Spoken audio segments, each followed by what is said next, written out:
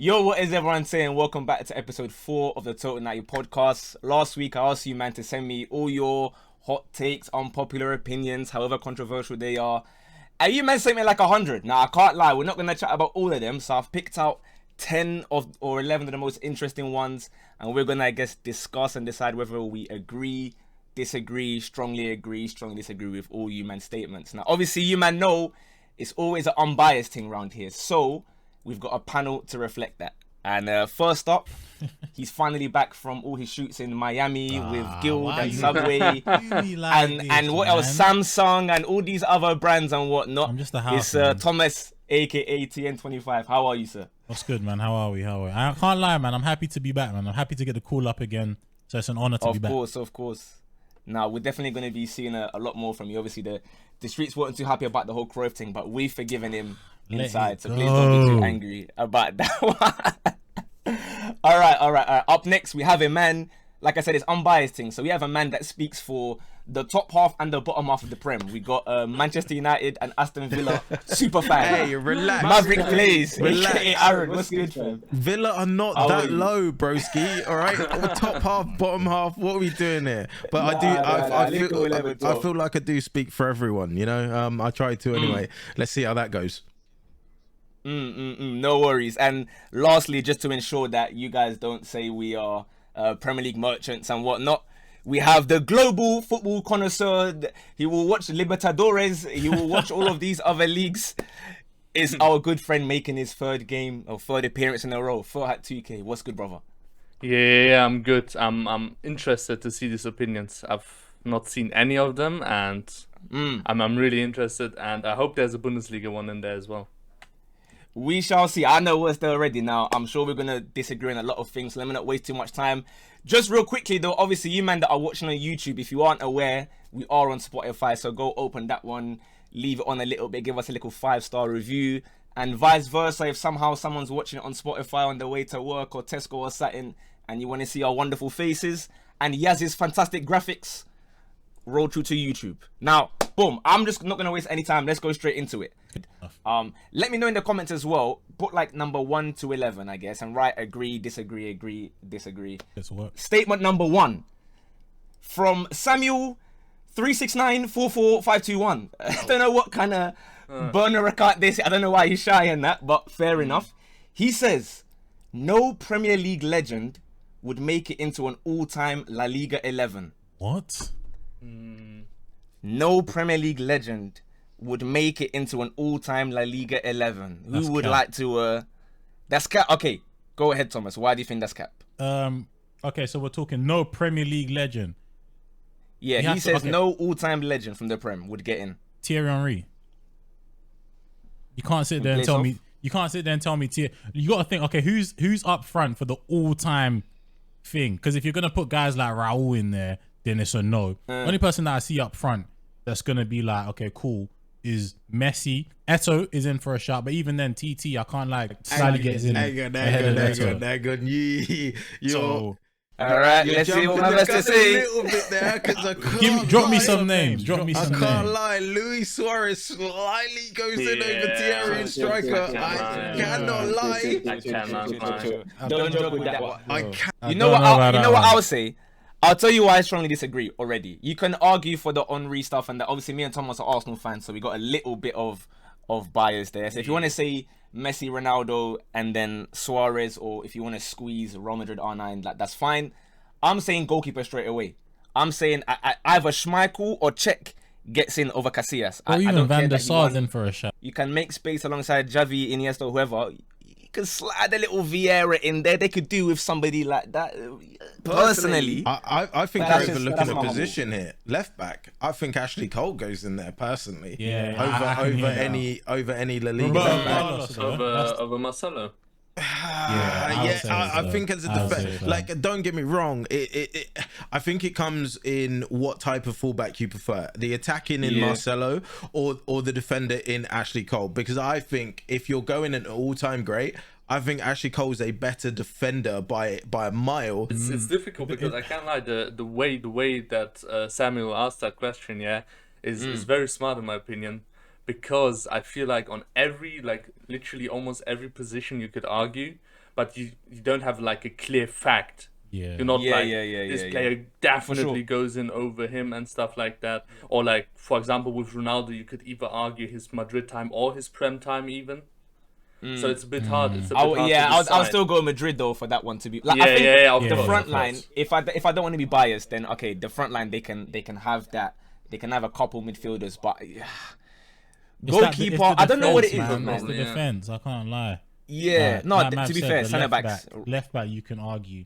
Even centre backs, Yeah, to right. an extent. Even Obviously, centre back, to be fair, they had You Puyol, reckon? they had Ramos and that, but like Yeah, you would- Ferdinand. Okay, so we have Ramos Ramos and Terry or and something Puyol. like No, that. I mean, John Terry's arguably John the best Terry, defender ever, bro. 100%. Terry and Ramos. Terry and Ramos, you could say, would actually be a better partnership than Literally. Puyol and Ramos, because we saw Puyol and Ramos play together and they were good, but it wasn't like, wow, this is the best centre back pairing ever. Whereas when you watched John Terry with, for example, Carvalho and so on and so forth, you were like, this centre back pairing is crazy, you know. Going back to the Nesta Maldini days in centre back, you know, Baresi, Maldini, etc. Like when you see a centre back pairing together, sometimes you're like, wow, this centre back pairing is unreal. I think it's because they kind of like always the years never really matched up. So like Ramos is there when Puyol was kind of getting a bit rubbed out, but then PK arrives at a different time. PK was never on that same level. So I hear it. I'm gonna go with strong disagree for that one. That's my final answer. I guess you man have a similar one. Or... Yeah, strong disagree. I strongly I don't think disagree. it's, Disagree. disagree. Disagree. Yeah. All right, we have Humayan. He says football was better before the social media era because you used to be able to enjoy rival players without being told that you're twerking for rivals. Facts. Go ahead, Mav. You say facts. The second part of that statement isn't needed.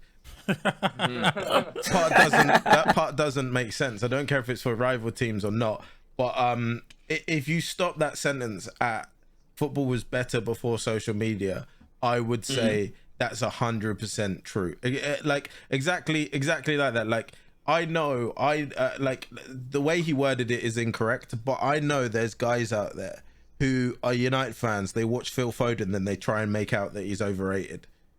And that's solely because they don't want to go on social media and admit that Phil Foden is an absolute baller, and or vice versa. The Bruno Fernandes saga only happened because of social media. The fact that Bruno Fernandes got compared at any point to KDB is one of the most outrageous things ever. Like before social media, Bruno Fernandes would never have been put on that pedestal. If a player like that played before social media was the hype it is now, there's no way he gets rated the way he did. I'm gonna pause you there, Mav, because one of the questions coming in a couple involves Bruno. So I'm licking my lips, so bro. I've been waiting for that one. And I'll let Thomas go for the social media thing. I can't wait for that. Then he's It's not specifically about Bruno, but Bruno is an example. You'll see. So Thomas, social media era. What you saying? Agreed or? I think I'm with Mav. Social media has just caused delusion amongst people, fam, and it's so hard for me not to take stuff to heart because I love football. Do you know what I mean? So when I see certain stuff or when I see people say certain stuff, it's like what are you talking about? Do you know what I mean? Like for example, Kylian Mbappe. Now I'm not saying Kylian Mbappe is dead at all. I've never once said Kylian Mbappe is dead. Do you know what I mean? But again, it's one of them ones where he's put on such a pedestal that I feel like even sometimes subconsciously, if he makes a mistake, I'm like, ha! Do you know what I mean? Mbappe's flopped. Oh yeah, I've noticed. Don't worry about that. Of course, that's what happens to all of us. Literally, Mbappe missed the 1-on-1 the other day. We missed the 1-on-1 2 days ago. I was like, this guy's too dead. I've never once said Kylian Mbappe is dead. You know what I mean? But it's like, bro, I know Mav is knee sliding in his yard when he sees Benzema bagging. He'll come and say, "No, I don't really care," but he's just there like, "Come on!" bro, like, it's he's more missed so like genuinely, it's more so the social media that rattles me as opposed to the players themselves. You know what I mean? Literally everything someone does is like, "Oh, Pogba's dead," "Oh, this guy's dead," or "That guy's dead." Whereas like we can't really appreciate football for what it is. Do you know what I mean? Like, and that's why we play football. I definitely hear that because you see, like when I start watching football, like proper, and you watch all the other teams aside from just your own. Like I used to love, and obviously I started playing FIFA properly, like FIFA 05. So I'm watching football IRL, and I'm watching Liverpool, I'm like, raw, Barros and Cisse, I can't lie, I like these men. I watch Chelsea, I'm seeing like Crespo and Good Johnson, like 2005. I'm like, raw, these guys are cold. You can't say that now.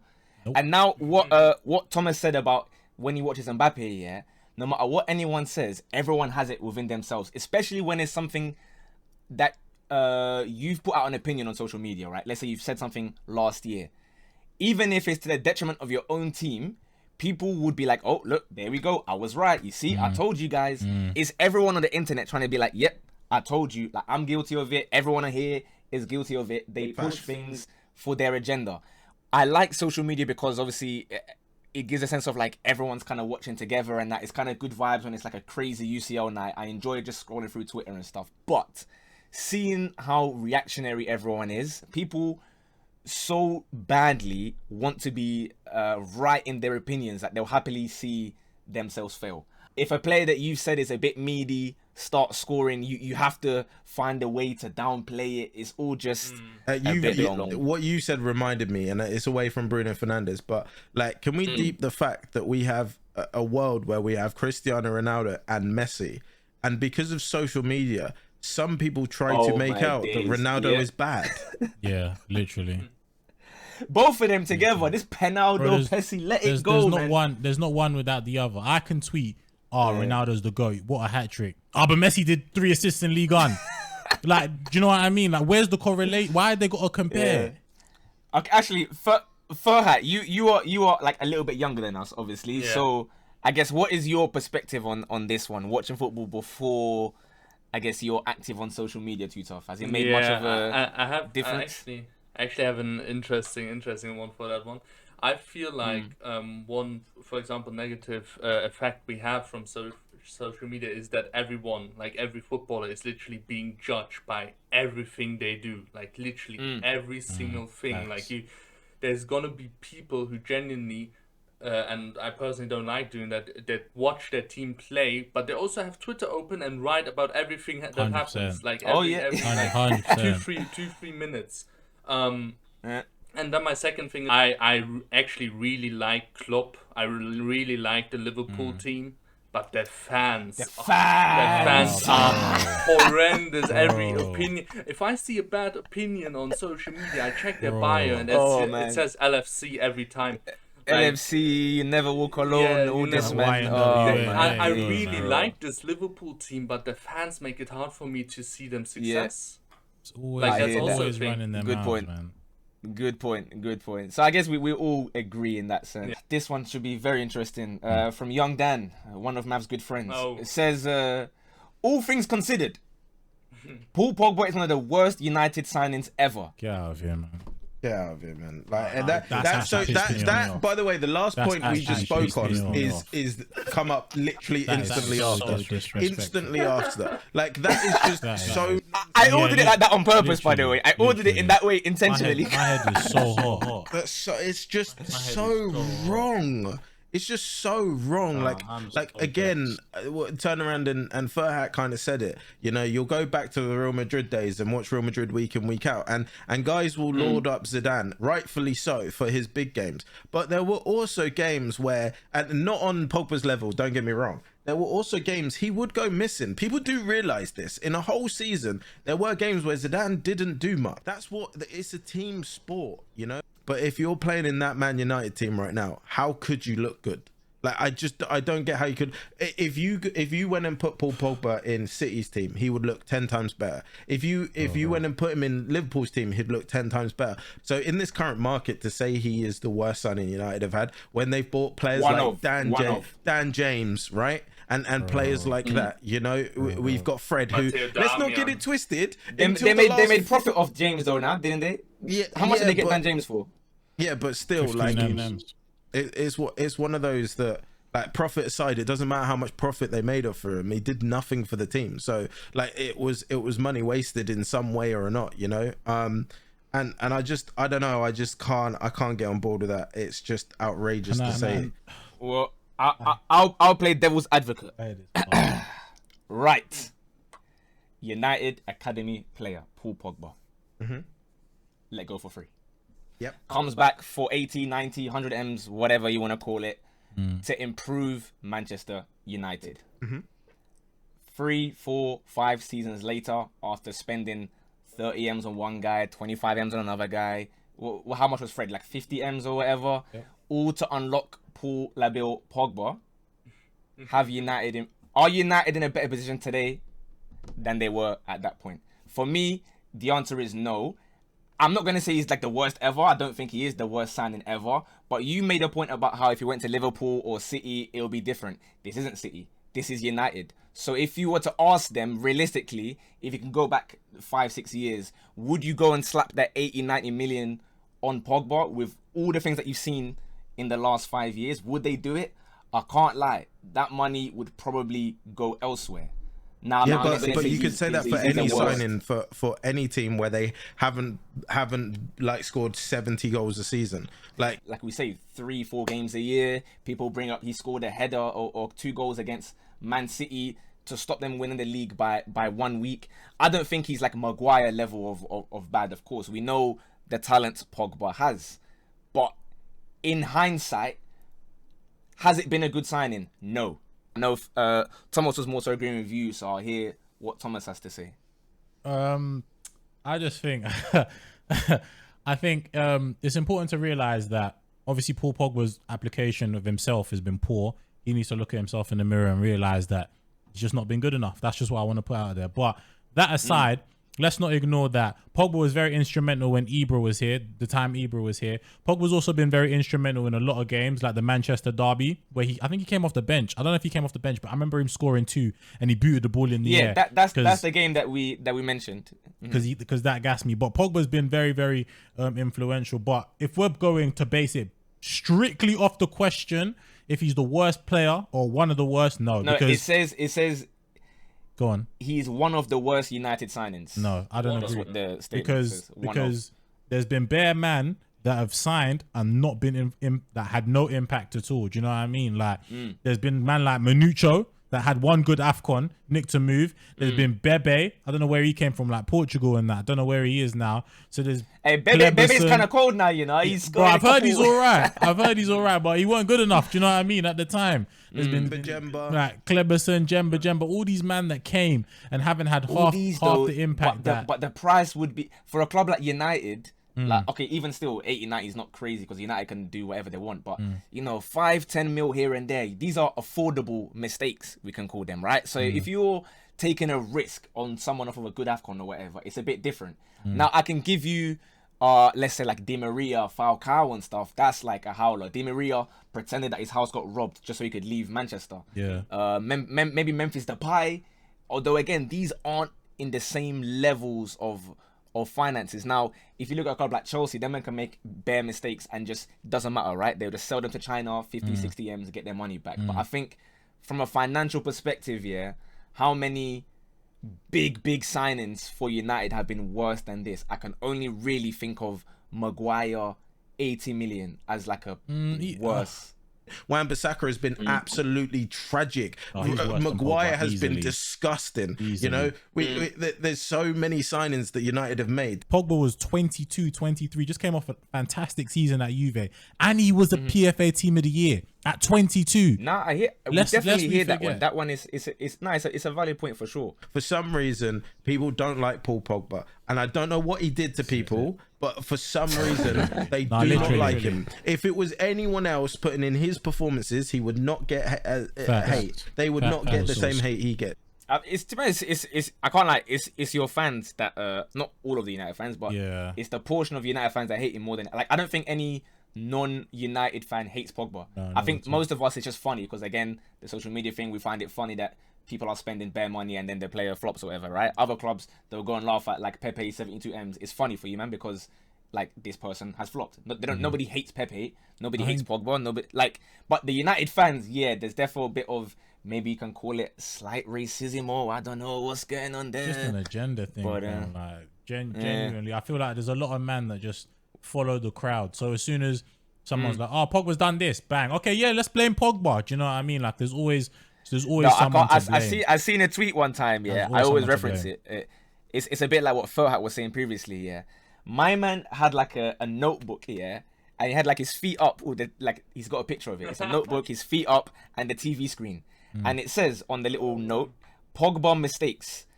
Minute 120, Look, like, come on. gave away possession. Come on. 3 minutes 42, didn't track the runner. I said, yeah, these men are going too far. Bro, all this for But Twitter, yeah, like, come I on, guess man. we're never really gonna have a concrete answer on that one. I don't agree, but I don't think it's been. I do think it's been a bad signing. I think they would regret the signing. I think that money could have gone better elsewhere, but that is neither here nor there. We have Mr. Wes. He says, Mav is gonna like this one. He says Mbappe will win more Ballon d'Ors than CR7. What? Ooh, Cap, absolute cap. Cap. I can't agree, I think. The reason I can't agree. The reason I can't agree is, if I'm not mistaken, Messi had 4 Ballon d'Ors by the time he was 24, 25, right? Yeah, I think so. This year, in my opinion, it's going to go to Benzema. Now, I could be wrong, but I think that's where it's going to go, if I'm being honest. And then next year, it could go to Mbappe. But again, what he seems to keep happening to him is, as much as he's always there or thereabouts top 3 attackers, I'll never deny that, he always is getting pipped by someone. You know, a Lewandowski it outperforms him. A Benzema outperforms him when it comes to the big tournaments, big moments. And we cannot say that that's not going to keep happening. I think it's also difficult, yeah. It's also difficult because I don't want it to be like the times we're watching now. You can't sit there and, like Mav said, the quality between Ronaldo and Messi is completely different to the quality now. Like, let's be real, let's be honest. Football's becoming more physical, but guys aren't techie like that. Do you know what I mean? Back in the day, it was a 2-horse race all the time. So what? I think Ronaldo has 4 or 5 Ballon d'Ors, something like that. So for him to win that many in that sort of time, not going to take anything away from Mbappe, because I think he's a quality player and he's going to win a Ballon d'Or eventually. But I don't know. I just don't think it's going to happen. Obviously, we need to take into consideration people coming through as well.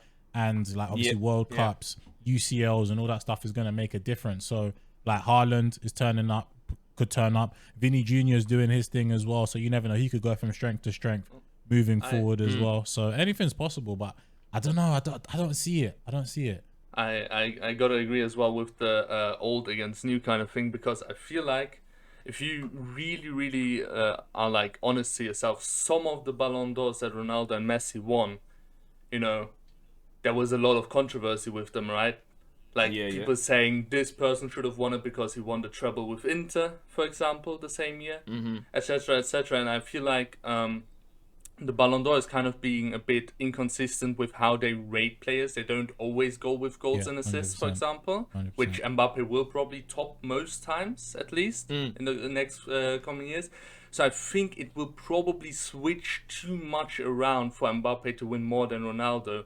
I just think the likes of Haaland, the likes of maybe Foden when he catches himself again, Bellingham, Pedri, like they will be there as well. And I don't think it will be a case of like Mbappe always wins it no matter what the others do.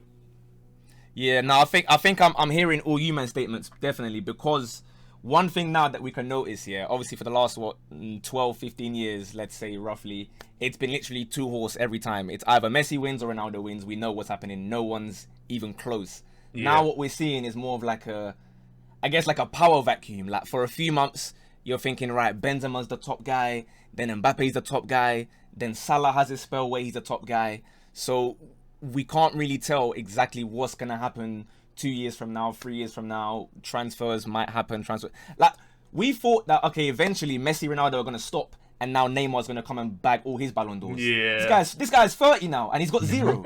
Literally. Like, the brother, literally. His time is gone. I'm not going to strong disagree, because I think it can happen, but I don't think it will, just because there's so much uncertainty about what's going to happen. I agree with that. Yeah, I'm with you, lot. I'm disagreeing. I just don't see it happening. Do you know what I mean? I feel like the game's changing too much. Yep. Yeah. A lot of players on the same level. All right, fair enough. Footy Talks 8 says the Premier League is harder to win than the Champions League. Thoughts? I don't like that statement at all. I do not like that statement at all. I don't like that. That's actually annoyed me. Like, genuinely, that statement's annoyed me. Do you want me to start with it then? I'll go first on this one, and you go. I'll tell you why. Like, to an extent, I hear what he's saying. I do hear what he's saying, because obviously it's gonna sound like, obviously I'm a salty Arsenal fan. I've never won Champions League, and that is true. I would like to win a Champions League one day in my lifetime. But to be fair, I think to have a 38 game season where you play everyone twice, like whoever wins the league, there's no doubt they were the best that season.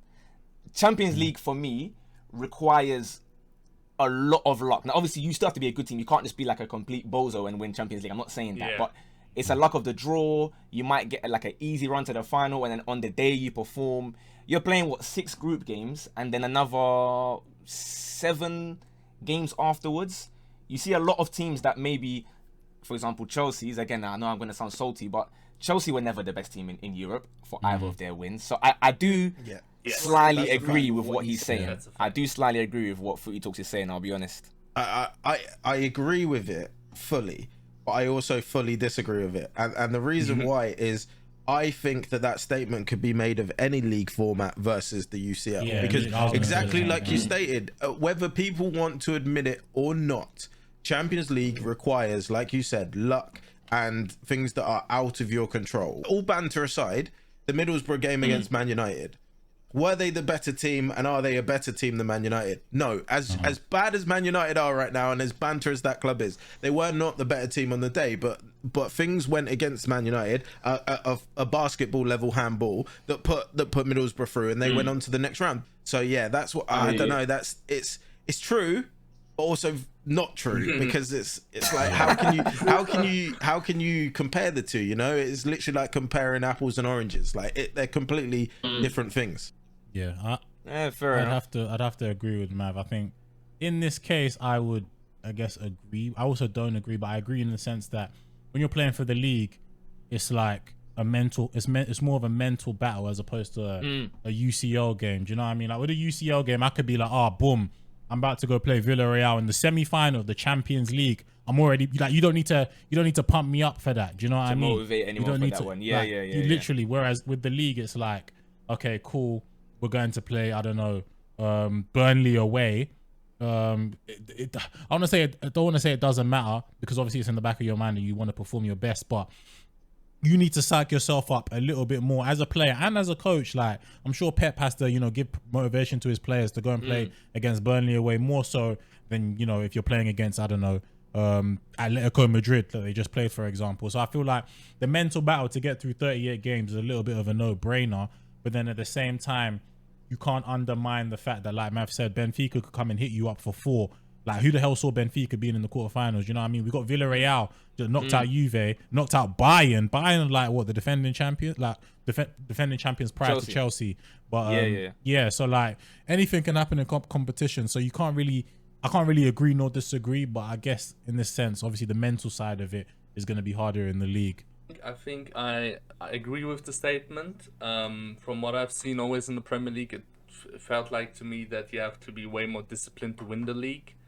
You have to be consistent with your results, whereas in the Champions League, as with any cup, and I mean, me as a Bayern fan, I can definitely say that I feel like it's often the timing in the Champions League, whether it be luck in the game itself you play, or whether it be luck with injuries. Like, for example, your team has a big player, your opposition has a big player out for the game. You can see that always. That in the Champions League and those cup competitions is way more about luck, whereas I feel like the league often is more calculated, I guess. Like, what was it again? We thought Chelsea would actually compete at the top, right, for the title.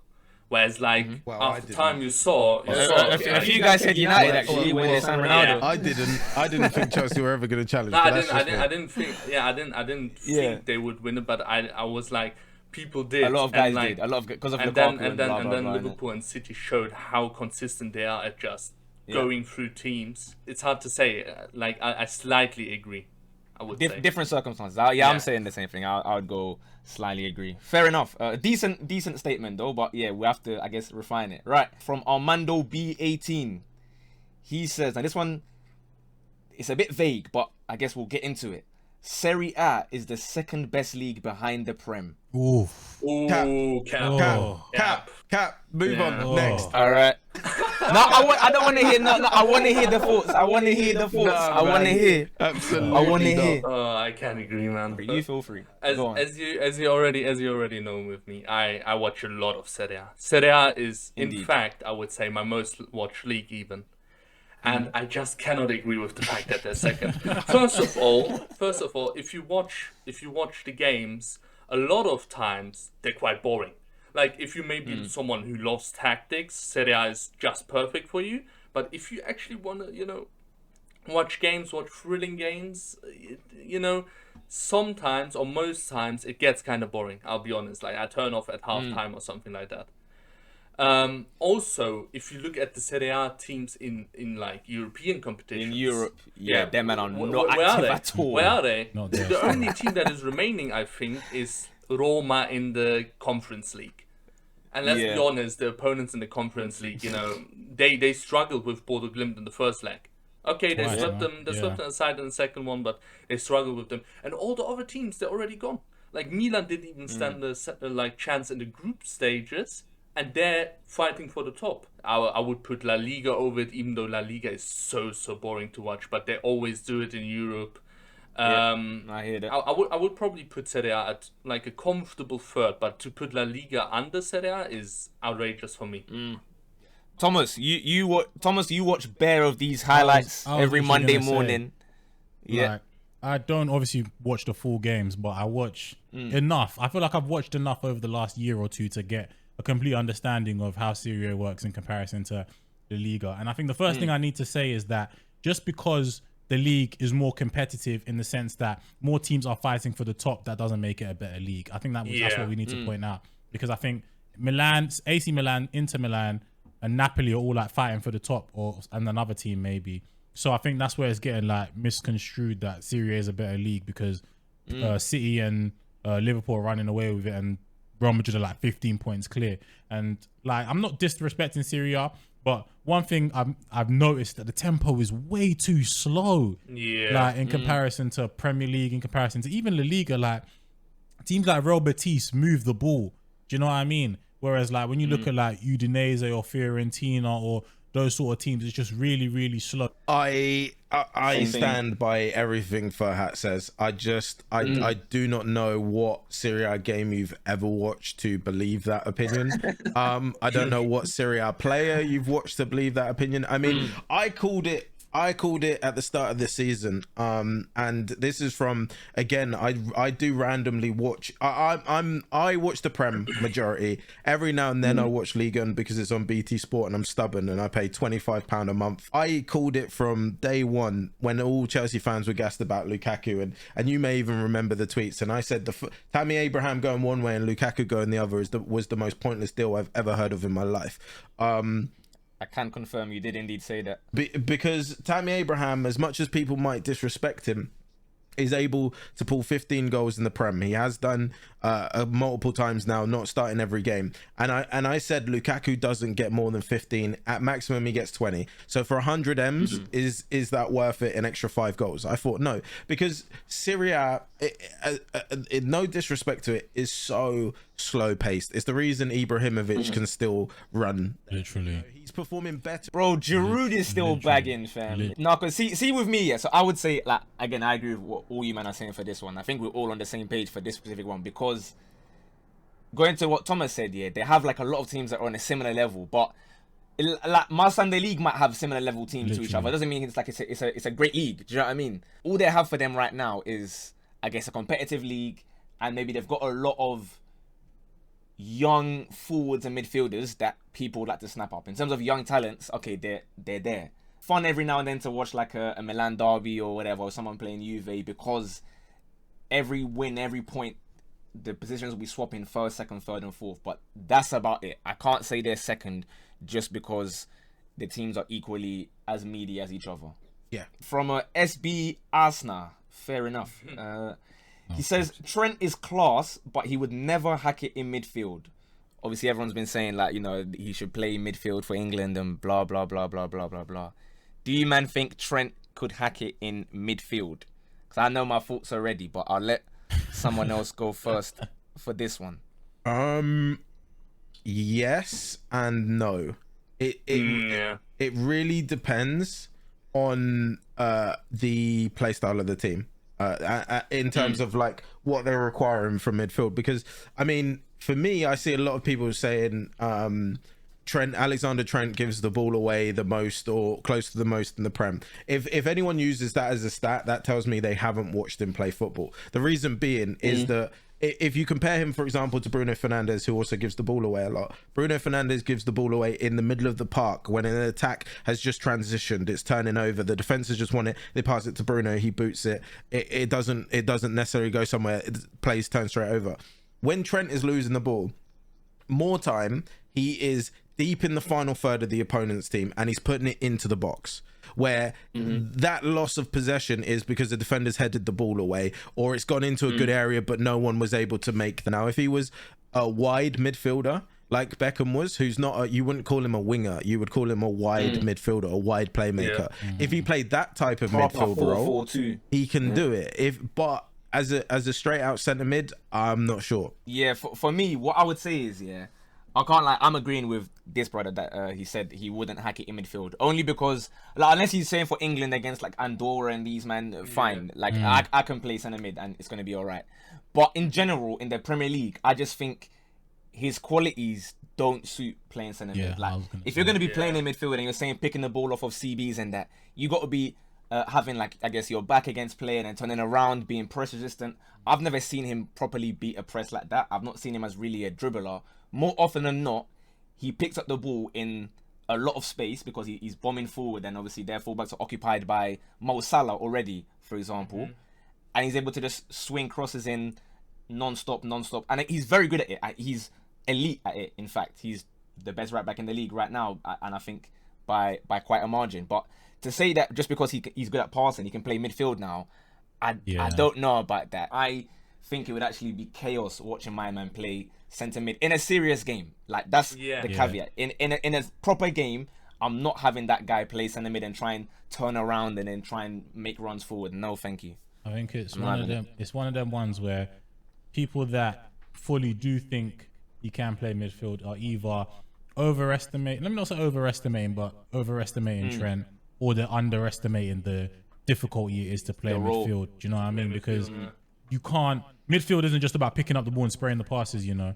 It's about having an engine. It's about being able to track back and push the ball forward. It's about making the right choices at the right times, you know what I mean? And there's so much more to being a midfielder than simply being able to touch, turn, and leng it. Do you know what I mean? Just because Thiago makes it look easy doesn't mean Trent's able to do the same thing. Yeah, I hear that. I agree. Ferhat, you've seen a right back from your team transition to become one of the best midfielders in the world. So what do you reckon that he can do that Trent wouldn't work there? Or why would you say Trent wouldn't work there? There's a few reasons for me why Kimmich transitioning to a midfielder worked. So first of all, everybody's saying that obviously the passing you do from right back is way different than when you do it from midfield. It's completely true. When Kimmich first transitioned, he struggled. One problem for me when he went into midfield where I wasn't 100% sure. How would somebody of his like body, because he isn't like physical, Kimmich, no way. How would he adjust to midfield? And the answer was he's always aggressive. He's always like he's always running for the ball 90 minutes. He never shies away from a tackle. He always goes in. He gives it all. Would Trent do the same? Would Trent be aggressive beyond the other midfielders? Would he do that? I can't see it personally. Kimmich, when he went to midfield, he kind of developed that dribbling that isn't necessarily very pleasant to look at, but that kind of dribbling where you don't get the ball off of him. Would Trent be able to do that? Because I don't see him dribble a lot necessarily. I hear it. I hear it. No, you make a good point. You make a lot of good points as well about the Kimmich thing, because it's definitely like a reasonable comparison to make. So fair enough. That is SB Arsenal with his Trent opinion. Right. I don't like this one. This is my boy from secondary school as well. A1 Ali. He says the Invincibles achievement is a tad bit overrated. Whoa. That is his statement. I guess I can start on that one as to why I would disagree, because the first thing guys tend to say when they're comparing, I guess, Invincibles and other teams and whatnot, is that you can go invincible and get relegated. First of all, that didn't happen. So, like, they actually won the league. That's just weird. We're not going to end on 38 points of 38 draws. And second of all, if you do want to compare it as like a points thing or whatever, let's say, I don't know, Centurions, you can get 100 points and finish third or fourth, right? A team above you gets 110, 108, 106. We saw Liverpool get 97 and not win the league. So what was the point? You got 97 points and didn't win anything. Like, it's pointless. Every season, halfway through, you start talking about, oh my days, Liverpool, are they going to go invincible? Oh my days, Man City, are they going to go invincible? And you always have that one day of the season where you realize, okay, nobody can do it. There's never a point in the season where people are like, oh, that means nobody can get 100 points anymore. Because it's a number, and it's a very nice number, 100. Like, that's cool. But to say that you went the entire season, you didn't lose, I think that is a remarkable achievement. Like, I know you're going to ask us to kind of give you an opinion on that. I don't know what to say to that. That doesn't, like, that statement to me makes no sense. Like, that's just saying something for the sake of saying something. Like, how can you believe that a team going unbeaten and winning the league is an overhyped achievement? That doesn't make sense. Yeah, he's a Chelsea fan, by the way, so you can imagine why he's saying that. Probably tweets that they're the best team in Europe, you know, and stuff like that as well. I just I can't say anything else. It doesn't. The logic behind that doesn't make sense. I just think it's an outright violation. Like, I'm not gonna lie, it's just bare disrespectful, because when I think it was Liverpool on an unbeaten run, and everyone was like, oh, they're gonna do it. If they do it, they're gonna be as good as X, Y, and Z. So, like, I feel like, first of all, that's a mad violation. Second of all, 2003 was probably the pinnacle of the Premier League. Like, we had some tough teams, I'm not gonna lie. Like, let's not sit here and cap and say Man United weren't on smoke back then, bro. Alex Ferguson had them militant, like that. So let's not. Had the referees in the pocket, bro, and they still couldn't stop us. They tried their hardest. Relax on that. Let's not sit here and say that. And then obviously, to win to take part in all those games and go unbeaten alongside additional competitions. I feel like, if my memory serves me right, we got to like the semi-finals of the FA Cup that year, and Carling Cup, League Cup, whatever it's called now, and we got to like the quarters of the Champions League. So to have all of that in your mind, and to be like, okay, cool, we've lost the semi-finals of the FA Cup, League Cup, and quarterfinals of the Champions League, and to still have the mentality to be like, boom, okay, we're gonna go this season unbeaten. Do you know what I mean? I think people just say it because, first of all, it's quite far back now. It's Arsenal as well. It's Arsenal, so it's like, you know what? It's just Arsenal. Like, you lot ain't won nothing in ages. Like, that was your last win, whatever, etc. Because you got to deep it as well. Like, once you hit, like, let's say 25, 26 games, you still haven't lost. Bro, every team is now playing you like a cup final. Yeah. And you're there saying, like, even though you your objective is what? To win the league, right? Being invincible or not, you just want to win the league. But in the back of your mind, you know, and especially because Arsene Wenger, this is the kind of maniac he is. Like, the year before, my man said, yo, I'm going to go unbeaten. And they laughed. They said, what are you talking about, man? Even the players, they said it themselves. Like, that time they're like, yo, I can't lie, you've put bare pressure. Like, why would you just say that in public, man? Man said, no, I'll say what I want to say. We're going to go unbeaten. And to go and do that, I don't see how that can be an overrated achievement. Like, it can't be undermined. You know what's the crazy thing about that, about the unbeaten season from Arsenal? If you think about it, there's only one other team in the top 5 leagues that done it, I believe, in the modern age, which is Juventus in 2011, 2012. No team has done it, because there was always this one opponent they lost to because they were just better, or like on the day they were not as good as they usually are. Like, even my team Bayern, like, obviously people don't take our like league that serious, right? Like, we have never done it. And reals, like, I'm gonna ask Amenyah and Thomas, because obviously you guys are Arsenal fans. And obviously, you know, Man United ended the run, right? Unbeaten run. Have you ever seen a United team more up for a game in your life? Nope. Serious. Like, Nah, have you never. ever seen? Never. Have you Never. ever seen Cristiano Ronaldo square up to more man than he did in that game? Because The confidence was booming. I've never seen, bro. The referees were physically fit as, bro. They were training for that game as well. You know, they were training for that game. like literally, Ronaldo was in guys' faces because he wanted. That's how much he wanted to win the game, and that's how much. Like the point you made, where it becomes everyone's cup final. Oh, 100%. You've got guys like Everton going, we normally don't try against Arsenal because we know we've lost, but we are going to try and get this record going. Like, that's how it becomes. So to try and whatever, man, you're trying to downplay something. That's just hating at this point. Outrageous. It's calm. We'll go to number 9. This one kind of brings up a player who we mentioned previously, and it's from Mr. Alfie Curtis, who says, he says. He doesn't mention Bruno specifically, but this is who I thought of when I was like writing it down in my notes app or whatever. Chances created is a pointless stat to make average players seem good. So essentially, he's saying that like things like expected assists and whatever are better because so many times you see Bruno, when you open, I guess, a flash score, sofa score, whatever, Bruno is getting assists and assists and assists, and then you watch it, or you're watching the match live, or you watch it afterwards if it's a 3 p.m. game, and it's like he's laid the ball off to someone from like the halfway line or whatever. They've dribbled a couple people, or it's bounced off his toe and he's got an assist. I just think people have stopped watching football with their eyes. They've started watching with statistics and Twitter. I could say to you right now, let's say I went to another content creators cup, right? I could sit here to you on this podcast, Amenyah, and say, I'm going to ask to play in midfield and I am going to play like Bruno Fernandes. I'll let no one else know. The coach that's deciding the subs know, right? I'll let none of them know. And I promise you, after 25 minutes, I'll be dragged off the pitch. If I was kicking the ball around the field like he does, I would be. Straight you get straight away. Furhat can tell, because he's a stat man. They call him stat man, Furhat. Go on. So what stats do you deem relevant, I guess, for your 10 or your attacking midfielder? What would you say we should be looking at in these players?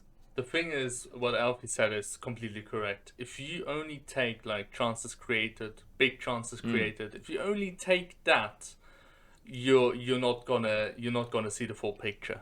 Like that is just such a vague stat, like on its own. Now there's also people on like social media, Twitter, whatever, right, that make these like diagrams. I don't know what they call it in English. I don't really know. The radars. Yeah. Like they show like where a certain player is and what quality he offers from like 2 different stats, for example, per 90. And also those don't really give me the full picture as well. So for me personally, I think that in the future, yes, maybe stats can get so detailed that they will tell you a big picture of a player. But at the minute, when I see impressive stats from a player, I rather just prefer to genuinely just go and watch a game or 2 or 3 or 4, maybe against smaller opposition, against like in big games and difficult games, and give myself a picture of it. When I saw like Osimhen, right, really impressive striker, like his stats would make you think he is insane.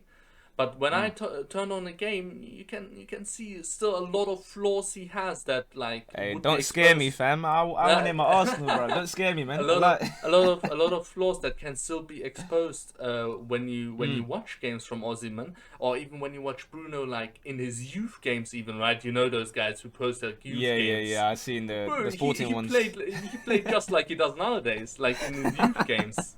Genuinely, just giving away the ball, striking from like 35 yards out. Like it's crazy. It's crazy to me. Can't lie. Thomas, you want to say something? Bro, I've been itching, fam. My head is just getting hot, fam. Like, my head's getting hot. I think, all this stuff is nonsense. I can't lie, But let me hit you with some factos right now. So I did a bit of research the other day, Chances created is key pass and key passes plus key assists. Key passes is a pass or a cross that is instrumental in a goal scoring opportunity. Cool. Now that we have that, let's establish some boundaries. Like, what are the parameters? What's the parameters of a goal scoring opportunity? Do you get it? Like, does it count as a shot off target? Is a shot off target a goal scoring opportunity? Like, do you know what I mean? There's no like quantitative figure to establish what a chance created is. Do you get it? Like, if someone scores a goal or gets an assist, you have physical proof. Chances created and then big chances created. What's the difference between the two? Like, what is that? I've never understood that. I don't know the specific definition between the two of them. Is it that one leads to, like, I don't know, a shot on target? I don't really know. Like, that's what I'm saying. Between it's between the two stupid. of There's them. no clarity on it. So I guess we are all in concrete agreement with Alfie. I have one question left. Well, one, and I guess there's like a bonus one at the end, but we'll just try and make that one quick, the bonus one. The last one is kind of something that we've mentioned before. This one is from Mr. King Aaron. He says, top players from the 90s and the 2000s were lucky to play when they did because there was no scrutiny or memory of bad seasons. Now, I'll start on this one because I think it was Mav earlier just now that was saying, like, yeah, these things did happen where Zidane had a few games here and there or whatever. But in terms of being lucky, I would disagree. Only because if you're talking about where he says the best players or the top players, I think it was more a generation where, not to sound like your Brexit doll, but they were proper like winners. Like, I don't think, let's say that Roy Keane and Vieira example, I don't think these men, if they were playing now, would look on Twitter and see that scintillating Salah called them a bum and now they're going to be sad about it, or they're going to be like, I don't think they care. Different eras that we're talking about here, for me anyway. Very different. I mean, of course, like, not good seasons would kind of go under the radar. Like, we've kind of covered it a couple of times now on this. Is it's different now because back then people were watching results on teletext, you know, unless you were in the stadiums and actually at the game, you didn't really see anything. So, like, you could have Harry Maguire having the stinker he's having this season and you wouldn't know unless you went to the games, and then you only had people that had season tickets opinions to go off, because in the highlights, unless it literally directly led to a goal, you wouldn't see it. For me, it makes me feel like some of these guys back then were even better than we understand, because if we know about them and we're hearing about them when we didn't have Twitter putting their goal up, you know, we didn't have Twitter doing compilations of their best performances, we only saw like when someone was really good, we knew about it. Some of the players then might have relished being able to be seen by all these people week in, week out. They might have become better players. I think he said it just right. He summed up everyone, it goes both ways. I don't think you can say it like Aaron does. I don't like strongly disagree with him, because obviously I agree with the argument that it does go both ways, but I think it's just a bit too what would be the right word? Bit blunt, vague. Vague. To judge it like that. I really can't add that. There's nothing more to add. I can't really add anything else. You know what I mean? I think that was just right. It can be good, it can be bad. Yeah. Well, then the final one is a little, I guess, bonus one. Wes, who he gave me like 7-8 questions, and please, whenever I do these, feel free to spam as many as you want. I don't mind. I want to see as many as possible. If you are from Scotland, though, please, you might want to like put your fingers in your ears, because you're not gonna like this one. He says Celtic and Rangers would be relegation teams in the Premier League. Cap. Yeah, I don't agree. I'll let Thomas go because he didn't say much for the previous one, because we all kind of. I think if you look at the quality of Rangers' team overall, So I just want to go Rangers because I've seen them the most. They've got the likes of Joe Aribo, who, bear in mind, was being looked at by City, Arsenal, Chelsea. Cool. That's just one team. They've had Kamar Roof, who was playing at Leeds in the Championship. And obviously when they got promoted, he left and went over to Anderlecht or something like that. So they've got Ryan Kent as well, who obviously came from Liverpool. I think they've got a good enough base and a good enough team to be in and around the mid-table, maybe like the 12th, 13th area. Not really too sure about. I can't really speak too much on Celtic because they've fallen off. Their support comes out mad in normal league games. So I just don't see them going down. 100. I think I would. Okay, go on for her. Go on. You know what's my kind of problem with that kind of statement? Now, first of all, I would agree that Rangers, probably just the way they play, like that, I feel like they have a more of an like physical team, I guess you can say. I feel like they would fit the Prem maybe even a little more. Whereas like Celtic have, I guess, so to say, better players in a technical sense, at least. But what my problem is with the statement in itself is like, obviously he's saying when we throw like Celtic and the like Rangers in there, like immediately. Yeah, you just throw them in there. What about the TV money that every single team in the Prem gets, for example? Like they would get but that thing, I hear that one. But the reason why, like, because this question gets asked, and that's always like the statement. But just we're talking what we see Rangers and Celtic as now. Because when guys say that these teams are great, they're not saying they would be great if they had 100 mil or whatever. So that's why we have to look at it before TV money. Now, the thing with that is, for me then personally, I think that these two teams with what they have right now can at least stay up one season, and then for me they would obviously get the TV money. So I think he's not completely wrong with saying they would be somewhere down there in some seasons. But then again, you don't really know what they would do if they had that money. What money would afterwards? What would even change? Maybe the changes to the fan base, right? Because maybe there would be more fans now. They would have a even bigger reputation than they have in Scotland, right? So it's really hard for me to judge that one. Like I don't like judging those kind of situations, because there's much more than just let's throw them in and see how they do. Yeah. There's a lot of factors. I think. Me personally, again, obviously everyone here has seen Rangers a lot more now because Rangers obviously gone mad far in Europa. Everyone that watches my streams knows that in terms of Scotland, Rangers has been my team since 2005. All the Peter Lovenkrands and Nacho Novo times. What I would say is 14th, 15th to me is reasonable. Only because, Rangers have done crazy in these two-legged ties and whatever. But the Premier League, we know, in comparison to especially like the Scottish League, where they just do whatever the hell they want until they play Celtic 5 times a year. The Premier League, every game is nuts in the Prem right now. Cool, they can probably pack in Norwich and Watford and these, man. One thing that is definitely going for them, teams are not gonna want to be visiting Ibrox. I can't we see the way the camera is shaking when you're watching like Rangers and Celtic play. Fam, they talk about like nobody wants to go to Burnley or whatever. The fans aren't even that crazy. It's just a very physical team.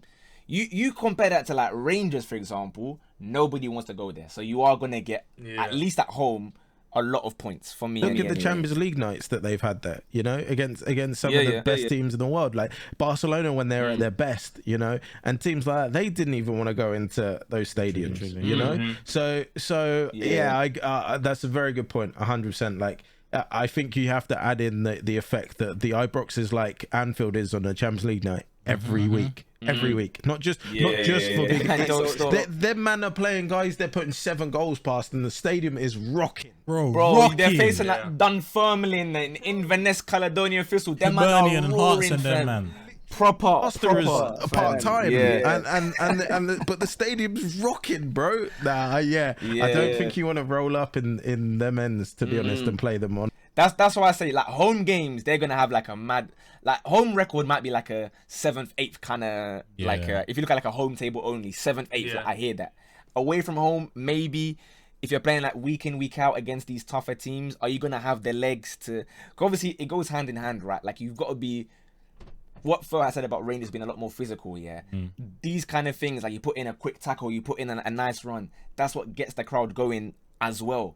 So if you are maybe away from home against like a, let's not even say City, because that's very difficult. Let's say like a Chelsea or like just a bit lower than that.